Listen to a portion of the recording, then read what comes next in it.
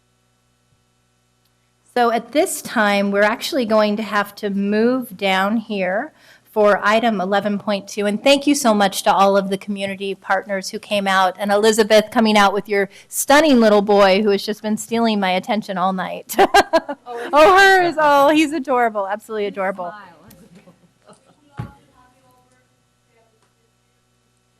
Please, I would love to come. Thank you. Okay, so we're going to move down to the lower level for our board budget workshop. If I can ask each of the board members to take their PowerPoint packet slides, because we actually won't have access to our computers in front of us down there.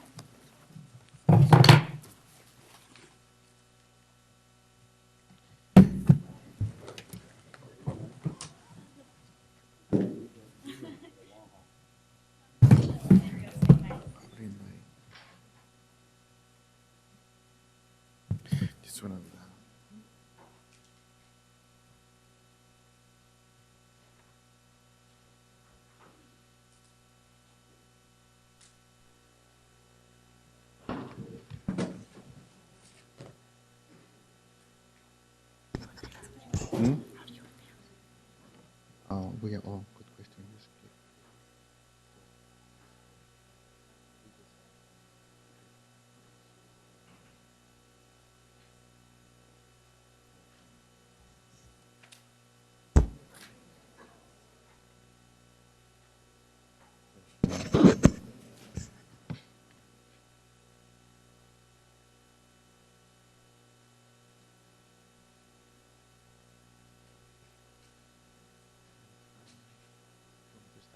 Okay. Good evening, Vice President Ryan, Superintendent Banda, and members of the board. Tonight we meet is Ms. Gloria Chan. She is our new fiscal director. We will lead you through this budget workshop. The goals of the presentation are to inform, to appraise the board about the budget development process and the allocation of resources for 2017-18, and also to get input about the budget priorities. We want to do this early enough in the budget process, do it at the budget calendar. Board member Pritchett asked, are we going to have a workshop? Last year we did it during May. We're doing that early enough in the process.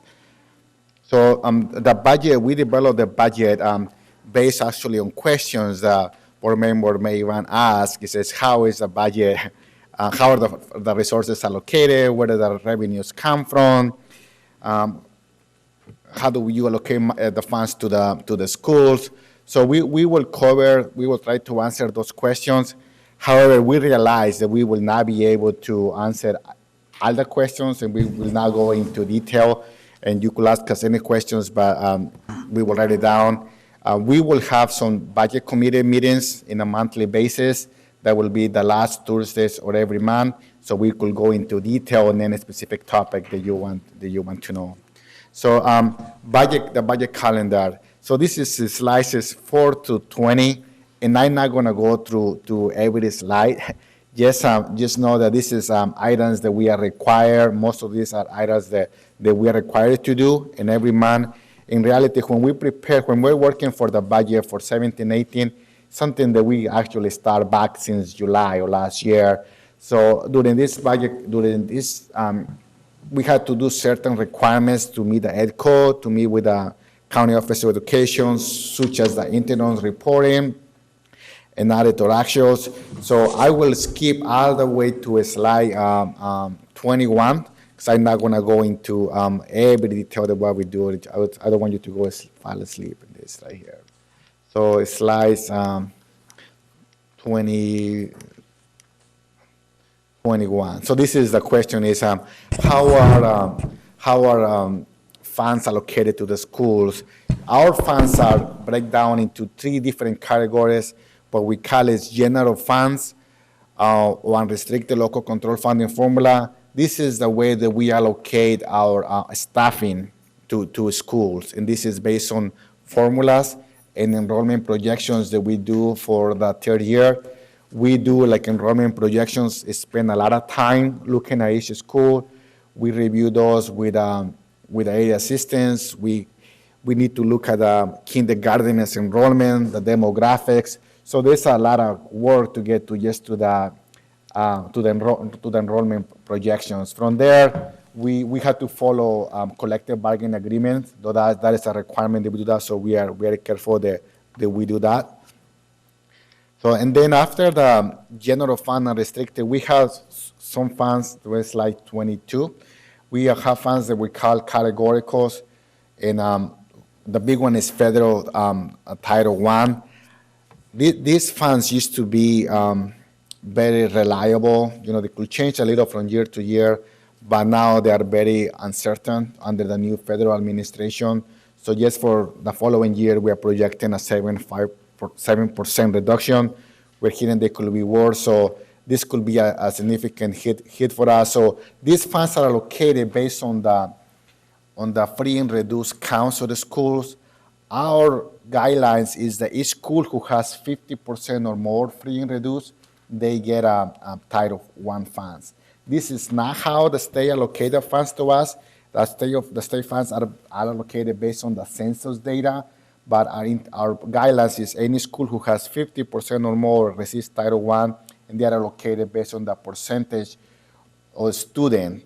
So they get a certain amount per student, but if they have more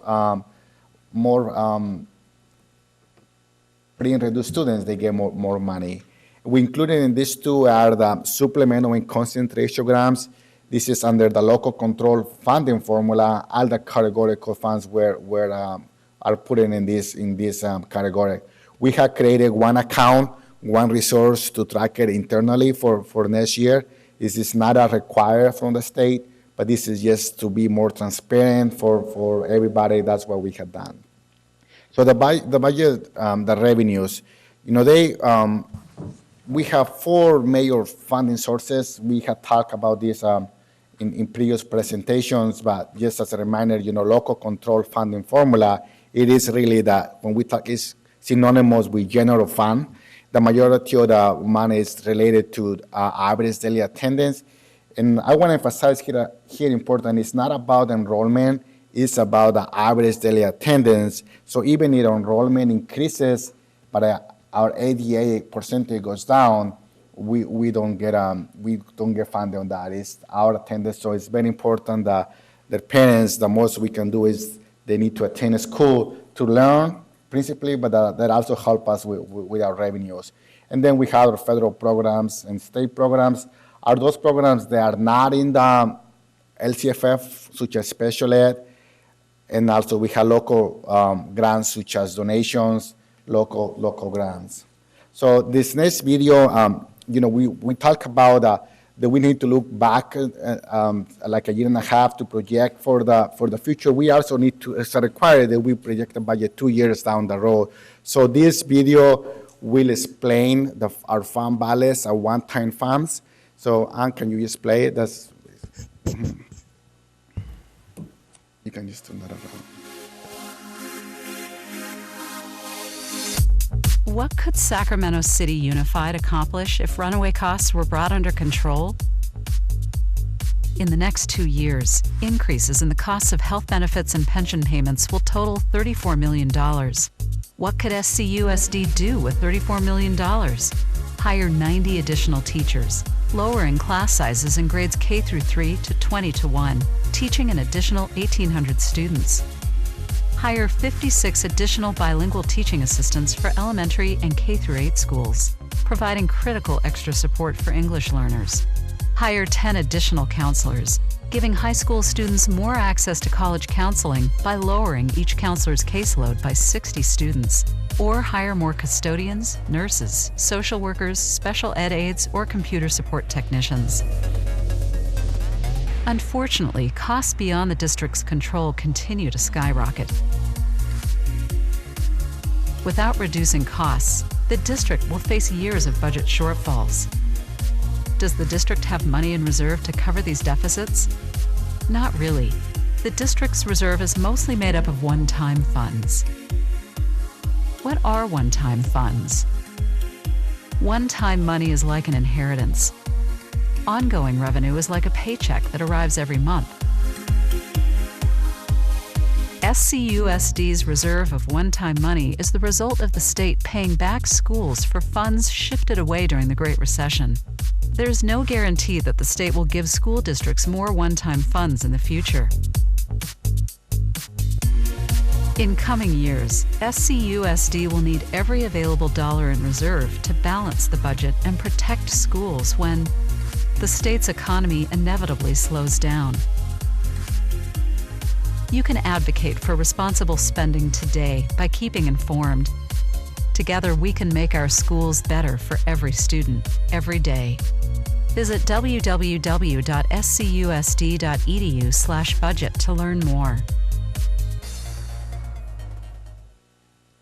So our budget is a live document. It changes at a school district or this I could say that it almost changes daily, because we had to be based on priorities.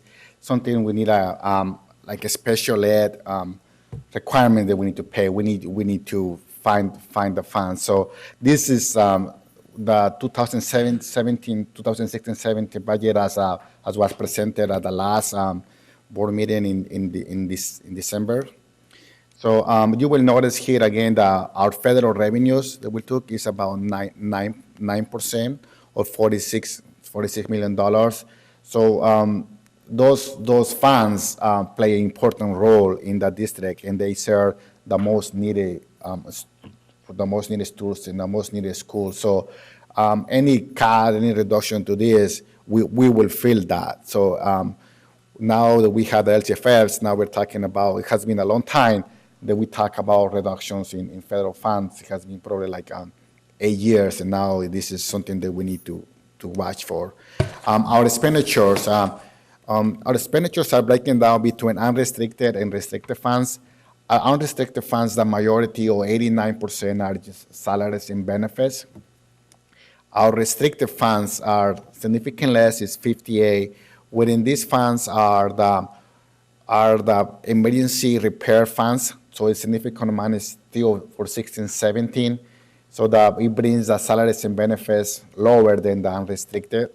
So all the categorical funds, the Title I, the special ed, are in this pie. So now let's talk about some specifics about the 2017-18 local control funding formula. This will be our first topic in the budget committee on February 23rd, the last Thursday of the month.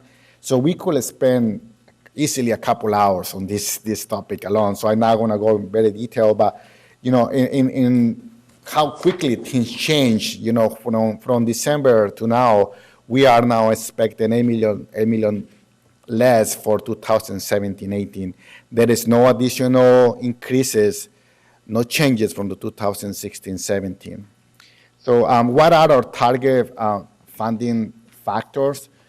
Under local control funding formula, we get a different funding rate for each grade span. So it's the same for K3, the same for 4, 6, 7, and 8, and 9, 12. So it's really key. Our beginner, our kindergarten enrollment help us to determine how we're going to move forward in the future. So we spend a lot of time analyzing kindergarteners. You will notice that in the middle is GSS, that's the formal class size reduction. So under the LCFF, the class size reduction is part of the local control funding formula.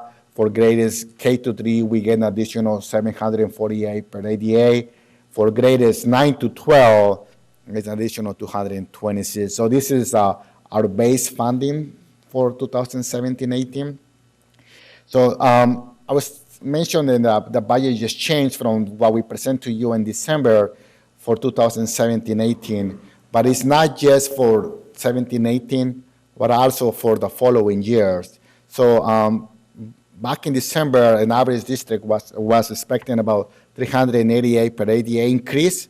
Now it's only 132. So, besides that, there's no additional revenue for funding or reduction of revenues for 17-18s. We actually have this CalPERS rate increase. So the investments return is being reduced, What that means is that the state needs to increase our pension contributions. So this will go increase all the way to 26% by 2021, the year 20. So just think about it. For every dollar that we pay, over about 26 cents will go directly to pension for our classified group. What is worse is yesterday we learned that the costers also reduced the return rate.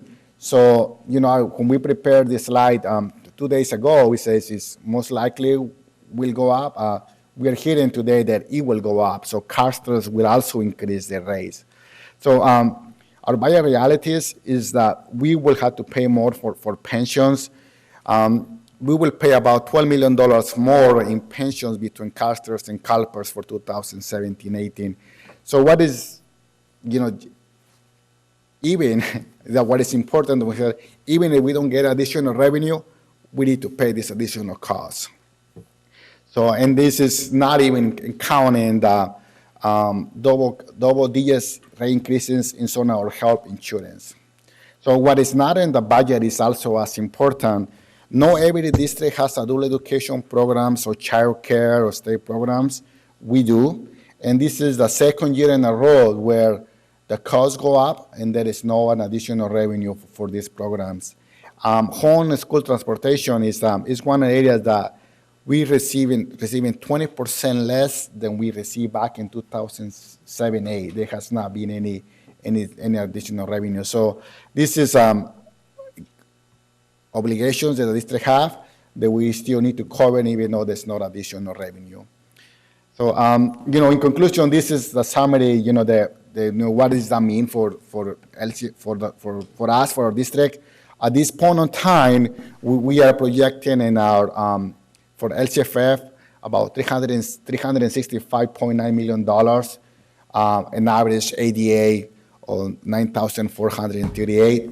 We also have is projected of $1.8 million in one-time funds. Just this amount, the last couple of years, we received over $70 million. Now it is $1.8 million. At this point in time, Ms. Gloria Chan will take the rest of the presentation.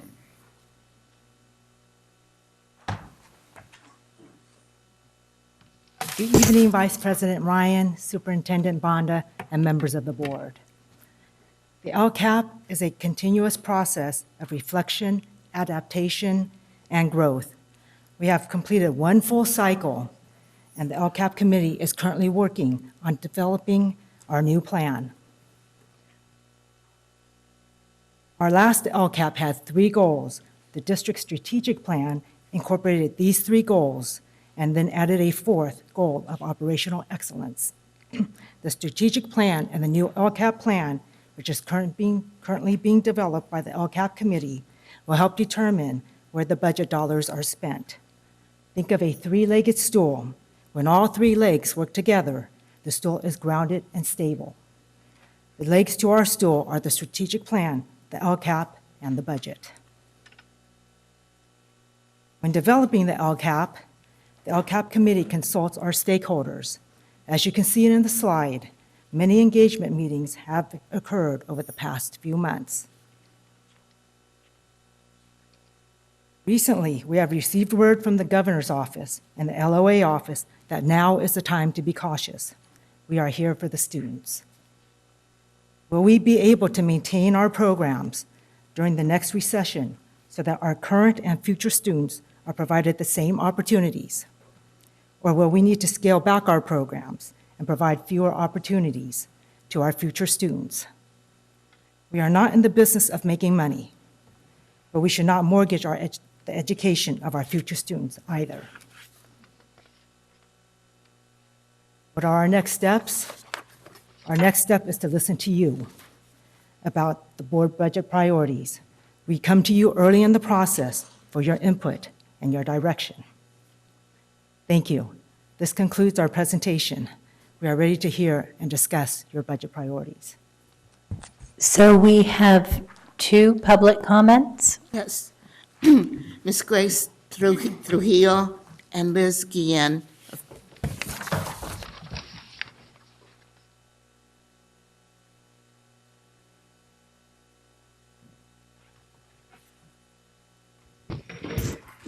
Good evening, members of the board. I'm so glad that they have an opportunity of doing this workshop. You know, I think I was part of the last recession several years ago, and they didn't have this. And I'm so glad that it's being put out and laid out of the breakdown and the impact that we're having and that we will have in the next couple of years that we're going to be facing. I think now it's trying to figure out efficiencies. And it's better to make changes now because the kids that are going to be affected is our children. Education is the only way out of poverty. So the more we embrace it and the kids do it, the better it is. One key thing that I find is efficiencies, special education, as it's dear to my heart because of my son with special needs. I started thinking about the fact that special education, I know, encourages the system. And I know that because my husband always says, I encourage his closet space. You know, and one of the key things is how are we going to make it efficient? I started thinking, up and down the state, it's very expensive. The only difference that we have in Sacramento district is transportation. And I was looking at that, and transportation costs are going to continue to go up because our kids are not being accepted. Embrace our kids with special needs. Our costs wouldn't be as high as they are if these kids would not be accepted. Also, to give you an example, when my son has behavior problems, it costs more because then he needs an aide to be with him. My son, when he first started school, he's been to 10 different schools throughout the Sacramento school districts, and I've been there with him. If he would have just remained at care of either David Lubin or the school that's my home school, we wouldn't be so expensive. He would be embracing with the same kids instead of reinventing the wheel constantly and causing more behaviors, causing more adaptation, and costing more money to the schools. So initially, please embrace our kids. Transportation won't be so high. So these are efficiencies that I'm giving you now. Obviously, there's other ones. That means with the health benefits, the retirements, special education, you know, and finding areas of these indirect costs that we could work on now so we could save. I know I'm doing it now. I sold the property, and let me tell you, we did good because you sell it at the high end. You don't sell at the low end. And also, we're preparing ourselves because when the next boom comes, guess what? We're going to be ready. So I'm hoping that the school district does the same thing. Thank you.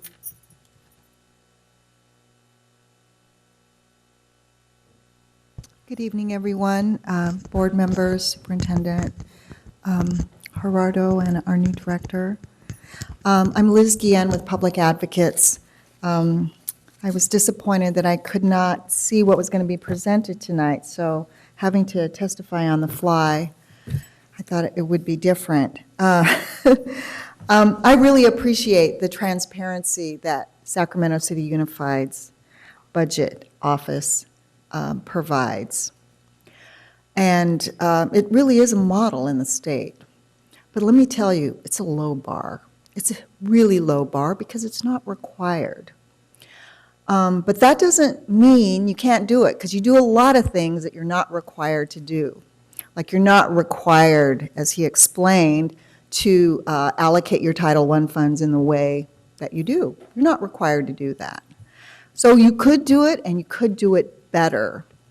And I think it's really important to do that because you get more people on your side saying, I guess we can't do this, I guess we have to give up something else, but I don't think we're there yet. We still have so many people not understanding why things can't be done when they see other things happening that they don't think are priorities.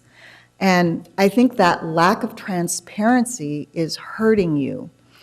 I know that there were other really good pieces of information in the other slides, so I hope that you'll review them. One of the things has to do with when the unaudited actuals are reported.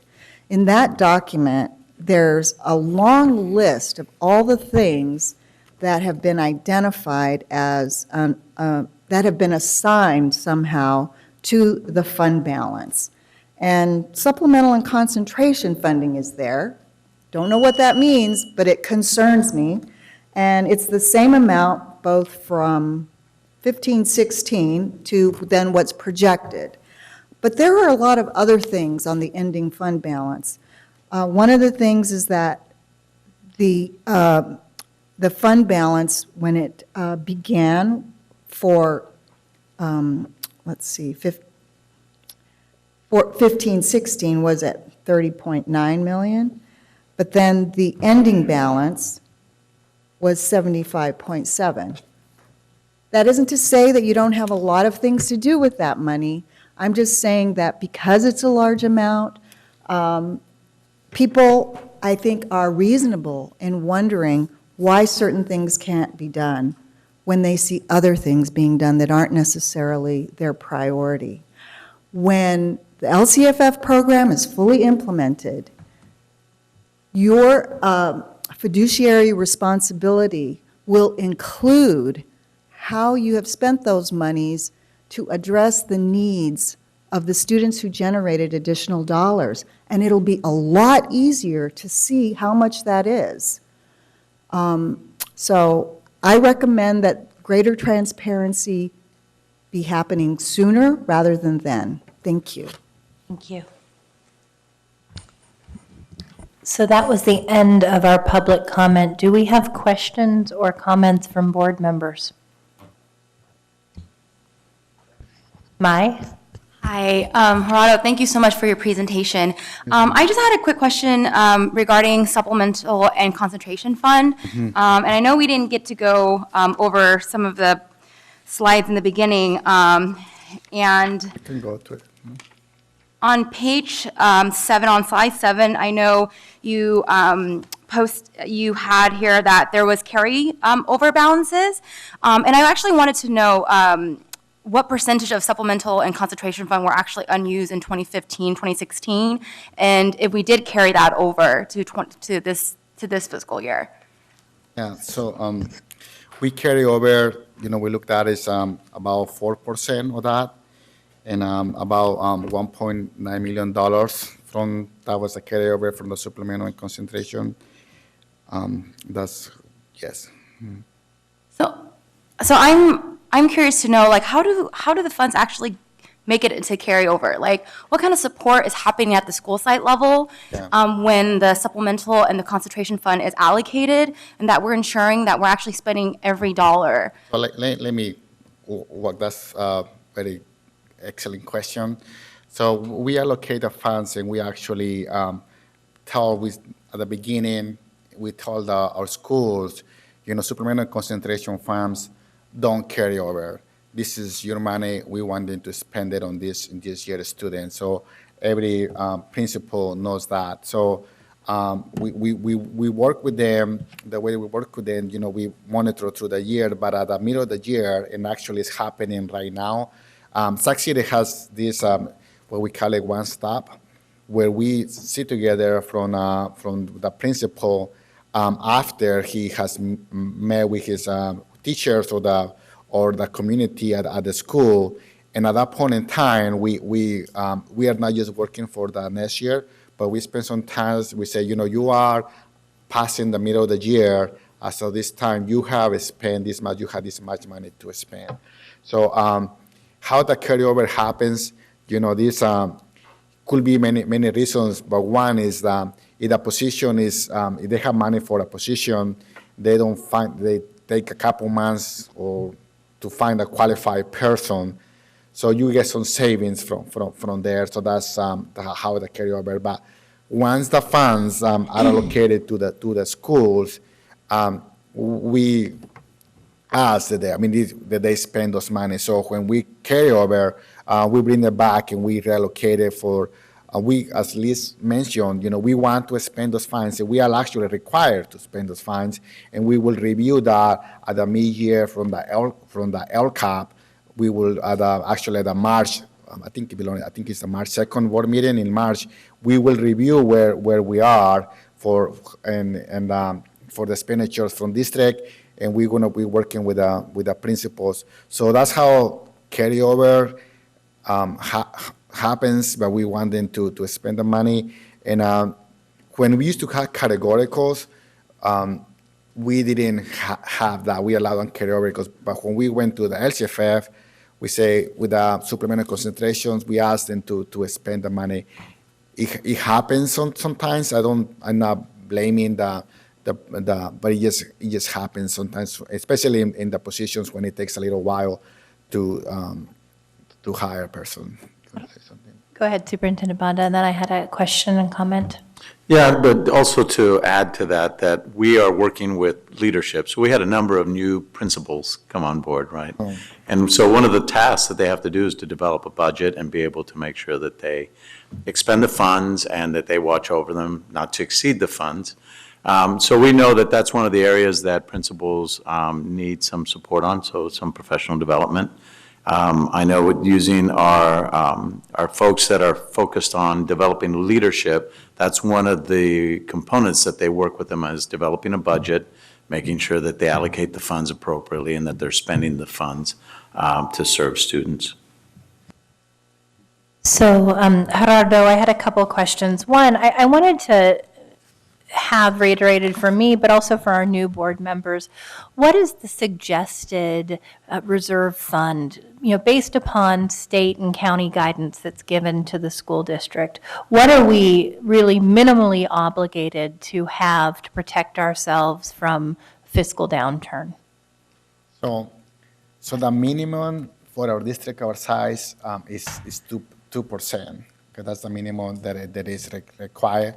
We need to show that for 3 years. That's the minimum. What is recommended is about 15%. That's why we hear, and then these uncertainty times you could see that why that is needed. When I start, Sac City had a history before where we did not have any fund balance. So now we just get into the standard of what it is. We are still a little bit below what the average from the districts are. So that is what is recommended. So before we move on, so 2% minimum for 3 years. So that's 6% really of your total general fund budget, so that you would be able to stave off a budget downturn over the course of 3 years? Well, that 2% will not be able to help us. The 2% will not be able to help us at a downturn in the economy. So that's the. And 15% is the ideal. That will help us. Yes. So have you done a comparison to other districts of similar size? What is the balance fund, the reserve that they are operating with? What would be kind of the common baseline, the median? The average was about 16%. And where are we operating right now? I think we are about 14. So I want to just talk a little bit about that in the, for those when the narrator actuals were closed. So there was another balance, the retired fund. You remember the auditor talked about in detail that those funds, they recommend that we close the fund and we transfer to the general fund. So that money transferred at that point in time, but that money is not longer available, so that became part of the fund balance that is not is part of the for other post-employment benefits. Okay. So my second question came around the one-time funds. I think that the explainer video did a really great job of putting out there the difference between one-time funds and ongoing resources. But, since we are coming to what perhaps is the end of several years of strong investment in one-time funds from the governor, and with projections from the legislative analyst's office and the state that we're likely to face an economic downturn, we're already seeing this year's actuals in terms of state budget revenue coming in at lower projections than anticipated.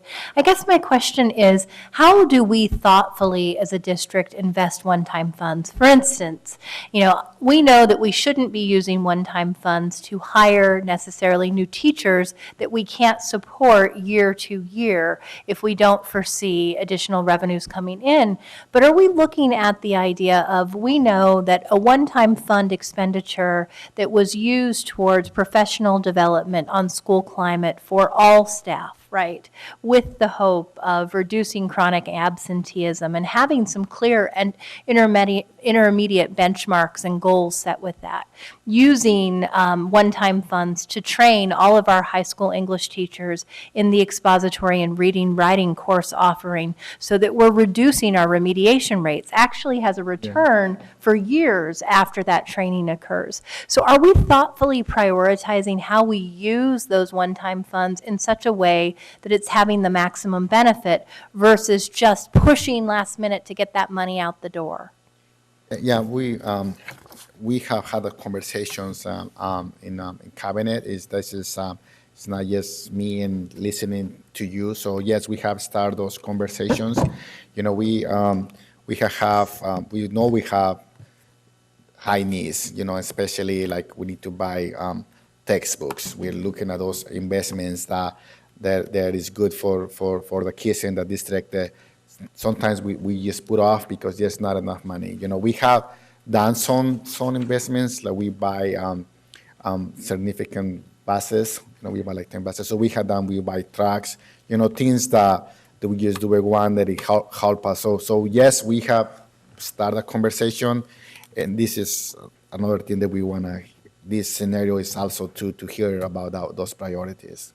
So before I move over to Board Member Pritchett, I just want to say finally, you know, we've had some conversations around being able to compensate our teachers for their time to do professional development around restorative justice and other high-impact practices that we see yield great gains for students who are often experiencing trauma, poverty, violence, et cetera. You know, so I really would like, and I look to staff for a listing of priorities around how we thoughtfully use those one-time funds to maximize the impact for our students most in need in the district. And frankly, I think that we as board members, for the most part, are not budget experts, so we would be ill-advised to just come up with a set of priorities absent that strategic direction and that deeper dive into how we invest in such a way that makes sure that each dollar is actually yielding the desired outcomes for the students we care about most. Yeah. So just to add to that is that, you know, we will definitely do that, and we will do that. But you know, you will see it in the multi-year projections that some of this fund balance that we have, we will need it in the future year so that we could avoid those reductions, because the increases in pension is just happening.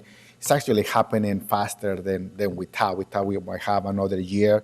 So with the increases in pension costs, where the revenues are not there, we will use that, a significant portion of that, to cover that. Otherwise, we will have to make some reductions, and eventually we might do some reductions, but we try to so what's happening in the classrooms don't get affected. So that's why we try to keep what we're keeping in the fund balance. Thank you, Gerardo. Board Member Pritchett. Thank you, Vice President Ryan. Maybe I should have that in there. You know, I have to tell you that I'm really disappointed on the way that this is brought forth to us and asking us for our budget priorities. I appreciate you asking us that, but I could tell you each of us probably have a laundry list that we can give you of 100 things that we need in our district. And this meeting can go on all night. It just should have been done differently than what. Maybe we can talk about that offline, about what it should look like next time so it could be more efficient, and asking us what we think. You guys are here 8 hours a day running this district. You know best what this district needs. Tell us. Yeah. That way we can enforce it. So I do want to go back to Member Vang's question about carryover funds and district sites. This is something that has come up in the 5 years that I've been on this board. It's always the case, and it seems to me like every year we're saying, like, I go up to my school sites and I ask them, like, hey, are you guys, going down your budget? They're like, oh yeah, we're spending all of our budget, but we need this and this and this and this, and they're giving me their laundry list. But then we see the real numbers, and there's always a carryover all the time. So my question is, what are we doing different this year to ensure that our school sites are spending down their money? Do we have somebody that can work directly with our principals? I know that the superintendent said that we're working with new principals, but do we have somebody in the district office that's in the budget office that's working with the school sites and saying, hey, you know, here you're coming towards the end of the year and you have this much money? I could think of a million things that school sites need. We had a student the last board meeting come to us and tell us she needs mats for a cheer team. They're becoming CIF sanctioned sports. They need a stunt. They need mats. Well, we're enforcing CIF sanctioned sports, but she has to fundraise $10,000. If the school site has that money and they don't know, how are they supposed to spend it down? So my question to you is, what are we doing different this year to make sure that our school sites know that how much money they have, just like when you're writing a checkbook and you know, how, oh, I got, you know, this amount of money left, this is what I can buy with it. How do they know that? So, I mentioned that we are meeting with each of the principals. You know, we're doing that, and we have done that. So, but what we could do that is we will send in a report, in specific that we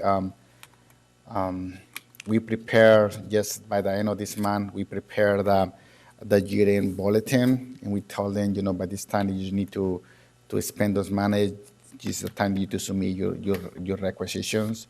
So we will send a report, and I will ask our team to call each principal. You know, we met with them, but I think we need to give them a little bit of time in a month timeline.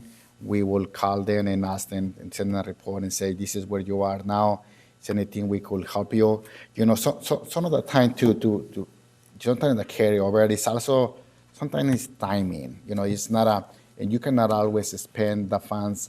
They have some, there's some restrictions, you know, like Title I, you cannot just spend anything you want. So sometimes you get a grant, like this year, you will see a lot of some carryover because we just received the SIG grants for all the schools.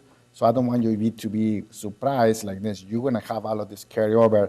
It is sometimes this grant for a few years, and that happens. And sometimes it's planned. You know, the administrators, they wanna, even though they have some money, it's not enough to buy computers for the computer lab, and they say, can we get it together for carryover to do in the next year? So it's but we will do that. We will about month notice. We will work with we could do that. Ultimate, you know, it's their money. You know, they have to spend decisions, but you know we will do that. And I also want, you know, your first comment about, you know, what they're disappointed. You know, last year, this is the January. I want to just touch a little basis about this.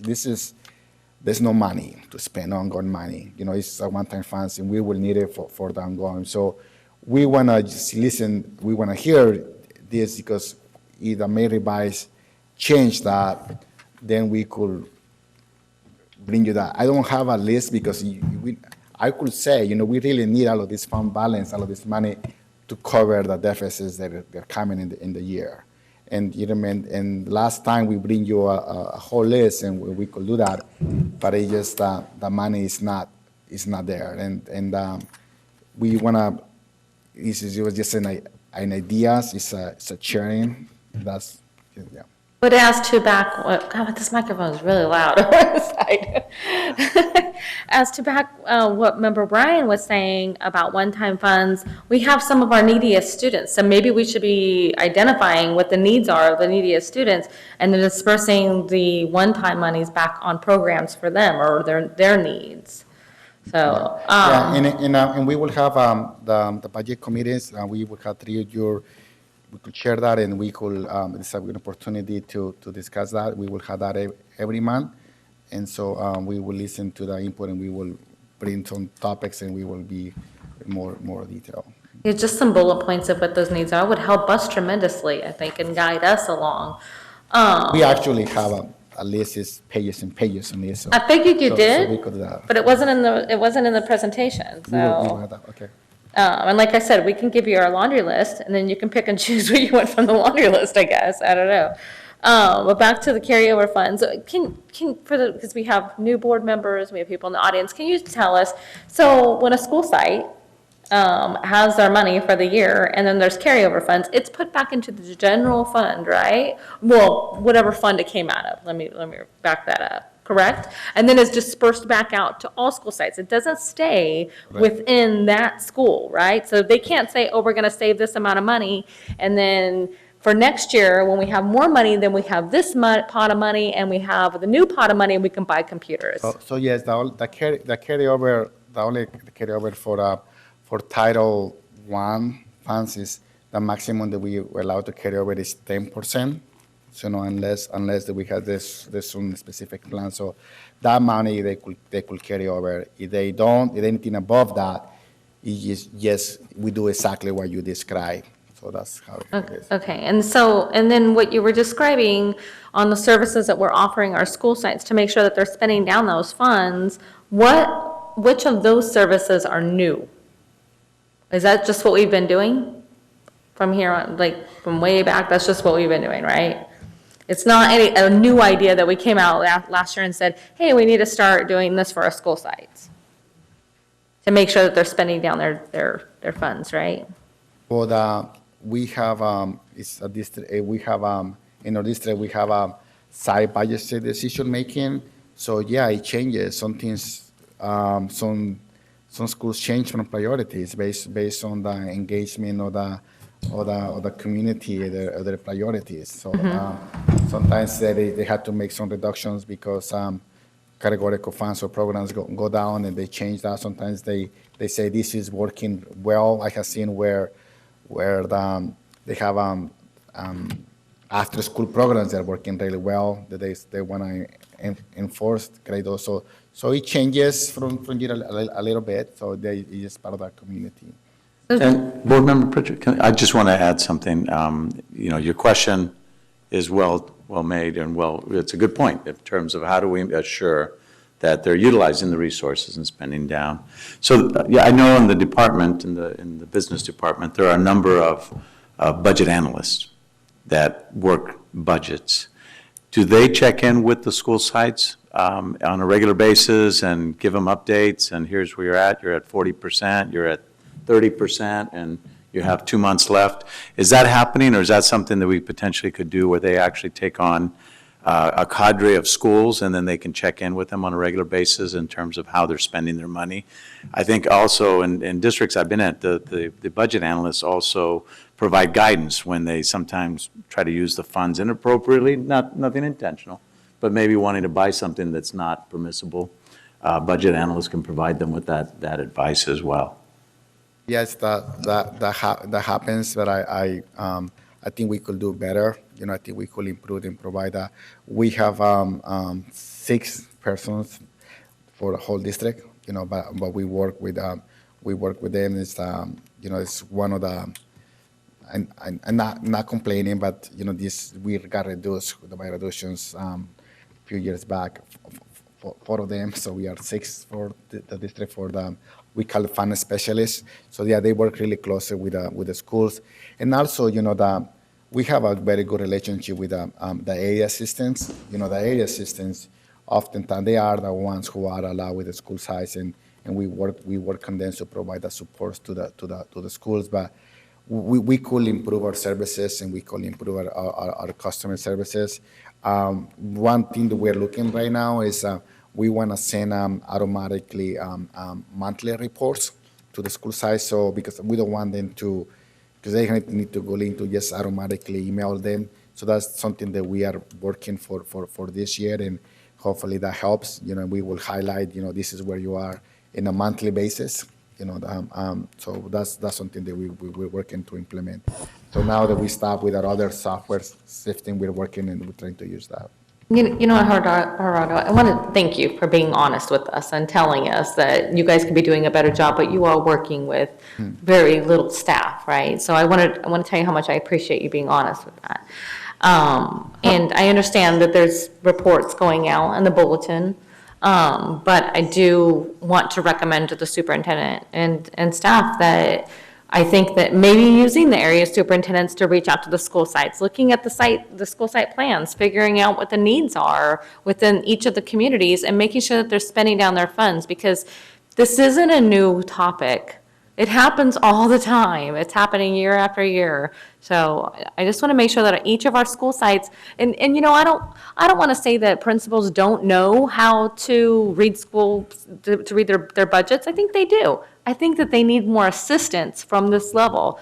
And that's our job at this district office, to give the assistance to our school sites, right? So it's to make sure that we're giving them enough assistance so they're spending down those funds. And maybe they can get some of those needs that they need met at their school sites. Looks like we have another question from Board Member Vang. Hi, Gerardo. So just a point of clarification. For the carryover, that's supplemental and concentration, because that's what I want to focus on for this conversation. Does that go back into the general fund, or is there a code, a separate budget code for that? Or does it go back into the general fund? Like how does, just for the supplemental and concentration fund? What it is part of the general fund, Right. but we have a resource code for it. Okay. So, and we're gonna, for next year too, a way to improve is we're gonna create, we're gonna combine those resources, one resource. We're gonna try to make it more simple for the school size, so that we're working on that too. So we have one account code for that. Okay, so there's a single account code for the supplemental and concentration fund. I guess because my thing is I'm learning about the budget, and what I'm worried about is that it goes into general fund and it just gets spread out because it's our unduplicated students that are bringing in those Yeah, fund. So I just want to make sure. Yes, like Liz says, we are actually, it's a good point, and I wish that the state, many of those who do this work, they have created a code, they do that. So we did it to create a transparency and be able to explain that. We are required to report that and spend that, and we will have to show that in part. So that's, even by the end of the year, we are very clear that if we don't spend those funding, then we have to match up. We did a class size reduction. That was a big portion that we just did. So, Do we have any other questions from board members? Board Member Wu. Thank you, Gerardo. So early on in your presentation, you mentioned that it's not about enrollment, it's about ADA. And in looking at the board packet, not this, but just the board packet. And at the back of the board packet, we always have enrollment numbers, and I kind of peek at the enrollment numbers just for curiosity. And so in the month 4 of this school year, so that ended December 23rd, 2016, we already had 140,051 total absences. And I imagine those are lost days of school. Maybe just for a point of reference, since ADA is so important, and so for those who are watching at home, and for the importance to our parents and our other partners and the people that we do this for, will you give us the numbers from the school year 15-16 regarding total absences and translate that to lost dollars that we don't get? Because, so we have an average, let's say, attendance of 95%. We don't get to build 95% of a school. We don't get to deliver 95% of a school bus. We have to provide 100%. And so in order to build those buildings, to maintain them, we need as close to 100% of our ADA as we can. So looking at it from the other side, I just want to share with the people who are paying attention what that loss of a school day means, not only to the child, but to the school and to the district. In addition, I know the answer to this question, but we have certain items that we must pay. We know that pensions are going up, and the contributions to those pensions, the governor told us, demanded that we pay greater and greater contributions to that every year. But what happens if we don't make that additional payment? I mean, you said it's a must, and I know it's a must, but others believe that they don't care about us paying for that. They don't want to hear about that. What if we meet other needs and we don't make that payment? What happens to the district?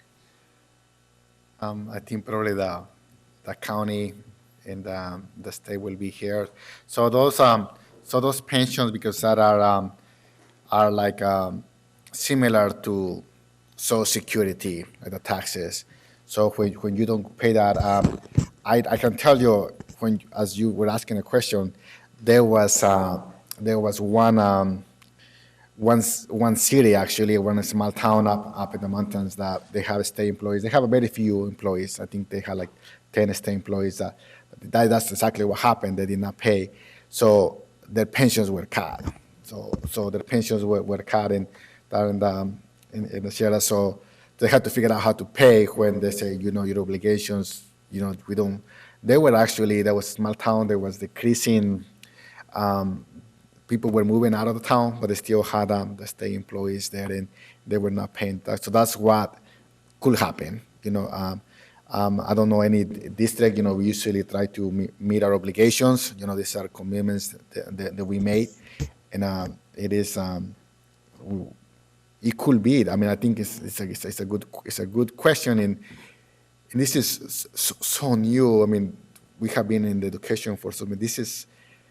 There's no such a business there who has these increases in pensions. I was thinking about how can I relate, where you pay for some of the employees, eventually you will pay almost for $1 equals to $1, when you add the benefits, it will be almost dollar to dollar. When you add our benefits, it could go to that when something doesn't change at the state level. So that's I know that's. I mean, that was a hypothetical, but it's important for people to understand that we have, as trustees, as fiduciaries, we have a responsibility not only to the present, we have a responsibility to the past, and we have a responsibility to the future. And so it is all these that we are trying to balance in looking at today's budget, in making sure that we pay our obligations from yesterday, and make sure that we can balance our books or balance our budget for at least 2 years going into the future. So I thank you for your efforts. And then my last comment is that as we move forward into the budget year, you and I have talked about having budget committee meetings.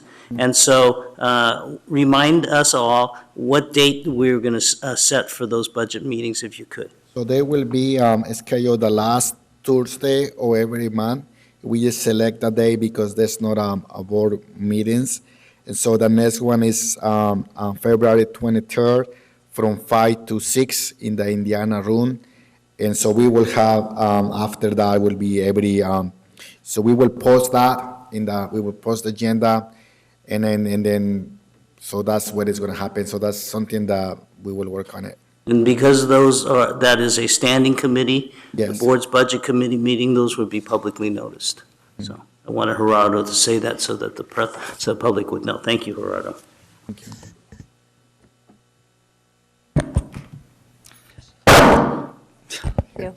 Do we have any further comments from board members? Yes, Board Member Just Cochran. a question, if I don't blast this room out. Have we ever had an attendance campaign in the district since you've been here? We have. Yeah. Can you, not now, but just direct me to that information? I'd like to see what it was and how it worked. Yes, so, yes, I will work. Yeah. Thank you. So I will work with Ken McPeter. So we have done that, yes. And there's,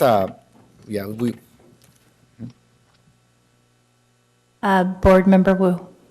Thank you, Member Cochran. And that reminds me, in visiting some schools as a validator for the Golden Bell Award, I remember that in going to some of the schools in Natomas, they have this big banner, kind of a collapsible banner that stands about 6 or 7 feet, and it kind of highlights each of the individual elementary schools, but the numbers on top are today's attendance, and then corresponding to that, total number of absences. And the kids and the parents that come into the office to see that are so proud, because what they do is they compete with each other to try to drive that absence number down to 0 and the attendance number up to 100%. And little things like that, at least at the elementary school level, while not very expensive, might go along with what Member Cochran was suggesting. Maybe we could have our school site administrators have little competitions amongst the classes or something like that in order to push and drive home the importance of daily attendance. If their bodies aren't in the classroom or they're not in school, they can't be learning, so. I feel like Daryl just read my mind. I'm a mind reader. That's how I get this white hair. Because I was thinking about a local campaign to get, because I'm thinking about our school site council, right? Because we're talking a lot about because I'm thinking about the carryover money. And perhaps we need to do something innovative and drive a local campaign to get our parents engaged at our school site council, something with hashtag, your school, your budget, and really begin to do something fun and innovative to really get our parents involved at the school site level. And I think I don't know which committee would do that, or we give direction to staff or budget committee, really try to galvanize people to attend the meetings. Ellen. I think that would be something to put right in front of our new hire in the communications office, particularly because of the high level of skill with social media that's coming with him. Yeah, and I did want to mention on that front, it is constantly astonishing to me to find out that one of the, root causes of chronic absenteeism for many students in Sac City Unified and other school districts in the state is asthma. People are shocked to learn that asthma causes so many missed days of school, but that is a reality for us in Sac City Unified School District. So just today I was speaking with UC Davis's pediatric associates, and they have clinicians that can go into our schools and provide some awareness and screening. We need to be taking advantage of these opportunities, because if it's as simple as providing our students with an understanding of asthma and inhalers so that they're not missing school, they're getting modest treatment that allows them to return to school, it could be a game changer. Yeah, so thank you. I know this have like a competition, like the seniors get a car. I think El Gro does that. So great ideas. I also want to share this. We start a Saturday school program. Yes, very recently we have a 12-hour schools where we're going to try to catch up the ADA. They could attend for 4 hours. So we're going to give incentive for the school. So we start the program. Hopefully we started with some few schools, and hopefully we can expand it district-wide. So thank you. Thank you. So it looks like we have no further questions on this item, so I guess we will move back up to the dais to close our meeting for the evening. Thank you. Thank you, Gerardo. Thank you both for your presentation.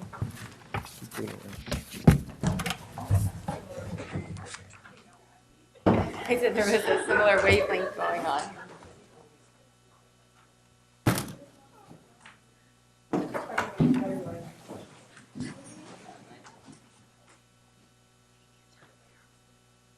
Do I have to go back up there? Oh, Daryl, she's just going to adjourn the meeting, just stay there. Go ahead, Daryl. Daryl can just stay down there, don't worry about it. Okay. Item 12.0, Business and Financial Information Reports. 12.1, Business and Financial Information Enrollment and Attendance Report for month 4. What? Receiving that tonight. Then item 13.0, future board meeting dates. We'll have a board meeting on February 16th at the Cerna Center at 4:30 p.m. On February 18th, we will hold a special board retreat from 10 to 3 at the Grange. And finally, item 14.0, adjournment. So moved. Second? All those in favor? Aye. Okay, thank you. This meeting is adjourned. Thank you. For my first time. Thank you for the help. Well, considering I'm less than 24 hours out of the hospital. And you were supposed to be home resting. I was, yeah. It's okay, it's fine. 10 isn't bad, right, Superintendent Bonda?